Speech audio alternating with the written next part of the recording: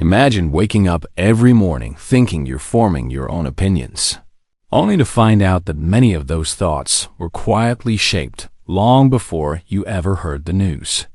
What if the stories you trust, the debates you follow, and even the political beliefs you hold weren't entirely yours, but crafted by powerful media forces working behind the scenes? This is the world millions of Americans live in without realizing it. And once you see how it works, you cannot unsee it.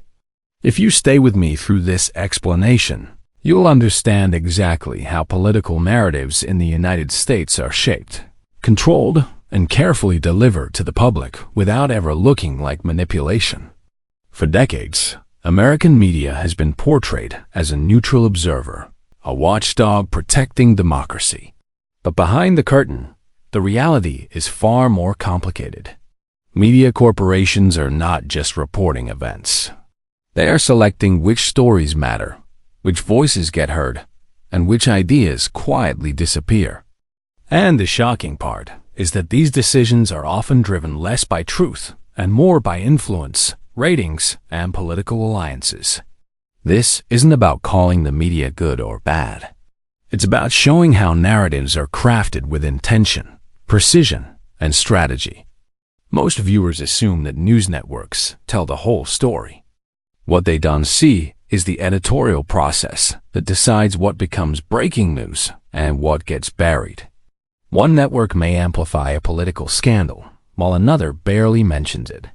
One may highlight economic success, while another focuses on fear and instability. The same event can be presented as a victory or a disaster, depending entirely on who is telling the story. This selective framing shapes public opinion more than the event itself. And once a narrative takes hold, it becomes incredibly difficult to challenge, because people don't question what they believe they discovered on their own. But the real power lies in repetition. When Americans hear the same message across multiple shows, platforms, and commentators, it creates an illusion of consensus. Viewers start to adopt those ideas as common sense, even if the message was crafted by a small group of decision-makers working behind closed doors. This strategy is subtle, but extremely effective. It doesn't feel like influence. It feels like truth. And that is what makes it powerful. This also explains why political divisions in the United States feel so extreme today. When two groups of Americans consume different media ecosystems, they develop entirely different versions of reality. Each side believes they are informed, logical, and correct, while the other side is misguided. This divide isn't accidental. It benefits networks, politicians, and interest groups who rely on outrage, loyalty, and fear to maintain influence. The more divided the audience becomes, the easier it is to guide them with carefully shaped narratives. To understand how American media controls political narratives, you first need to look at who actually owns the information being spread. Many people imagine a wide variety of independent voices competing to inform the public. But in reality, a small number of corporations own the majority of major news outlets. When ownership is that concentrated, the flow of information becomes easier to influence. Decisions made in boardrooms can quietly shape what millions of people believe is important. Viewers rarely think about who owns their news sources, but those owners carry political interests, financial goals, and ideological preferences that can subtly guide coverage. Another layer of influence comes from the way stories are structured. Every news report is built from choices: what to emphasize, what to leave out, how to describe events, and which experts to bring in.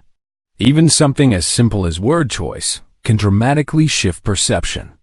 Calling a protest violent versus passionate, or describing a policy as reform versus cutbacks, creates emotional reactions long before viewers think critically about the content.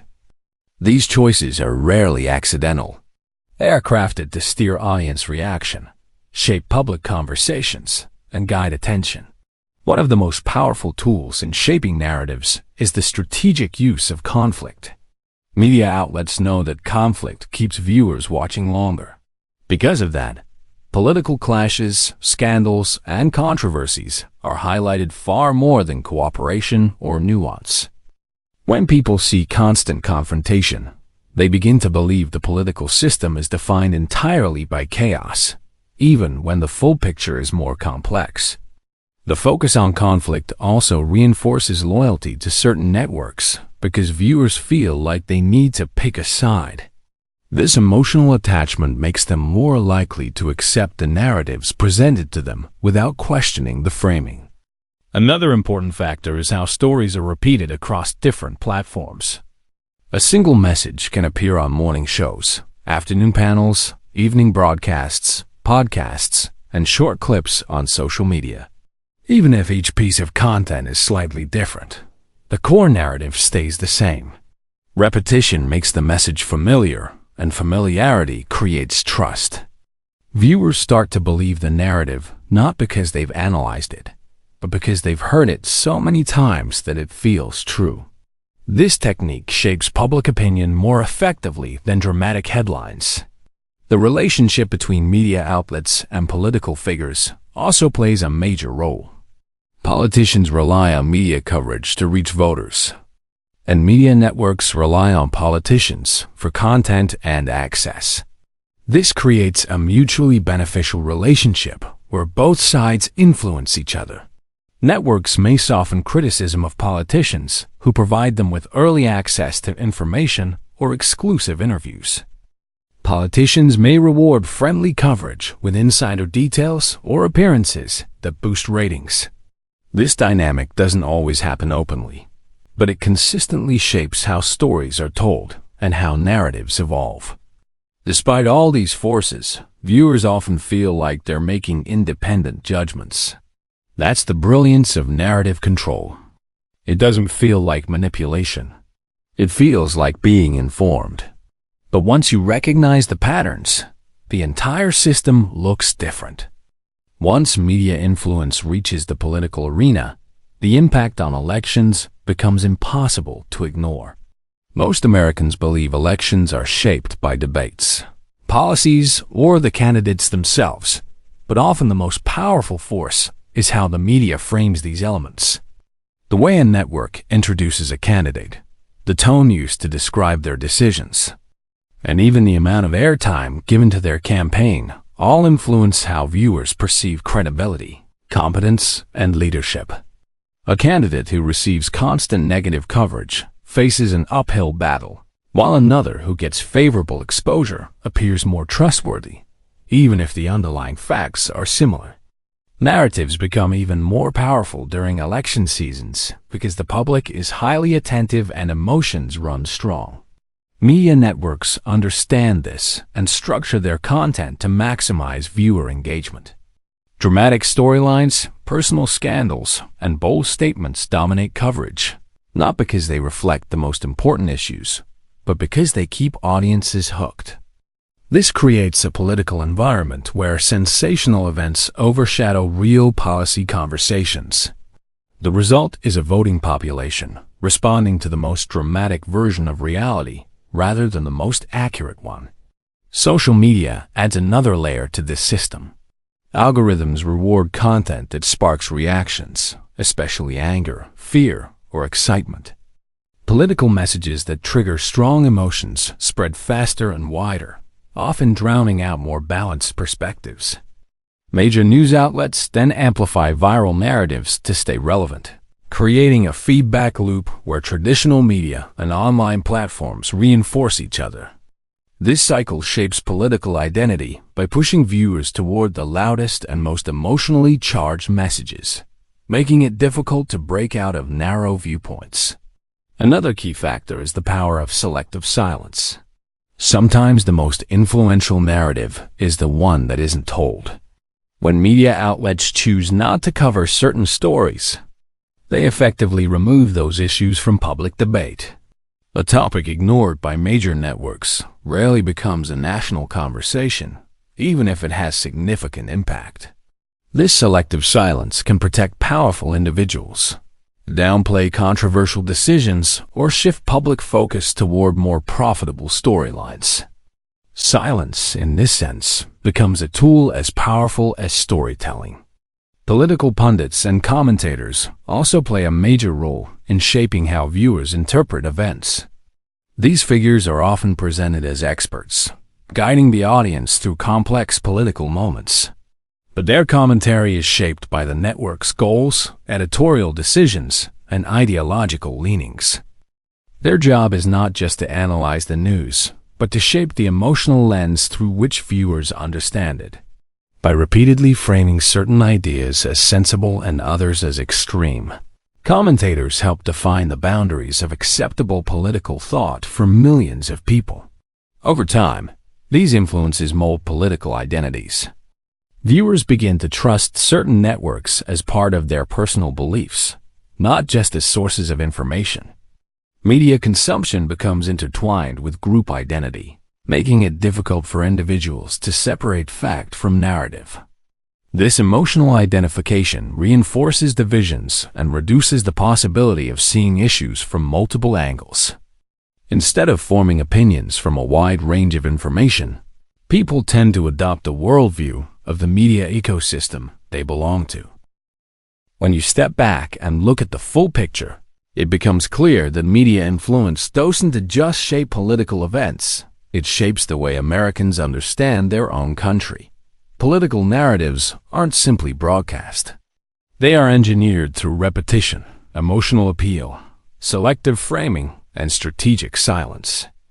These forces guide how citizens interpret national crises, economic changes, foreign policy decisions, and even everyday social issues. Over time, these narratives become the foundation of public belief, affecting how people vote, who they trust, and what they fear. The influence is powerful, not because it forces people to think a certain way, but because it quietly encourages them to choose one version of reality over another. This influence is effective because it works on a human level. People are naturally drawn to stories that feel clear and certain.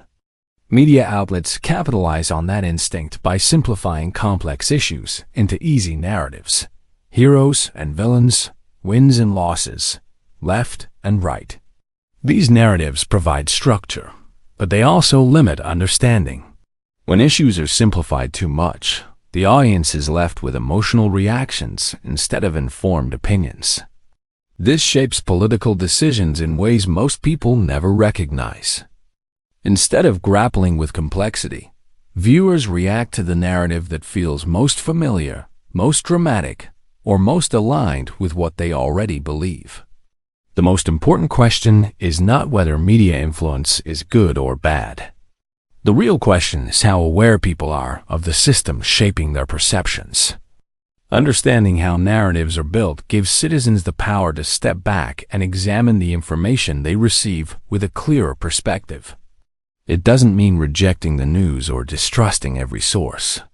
It means recognizing that every story is crafted, every angle is chosen, and every message is filtered through the priorities of the network behind it. This awareness helps break the emotional grip of narrative control and encourages independent thinking.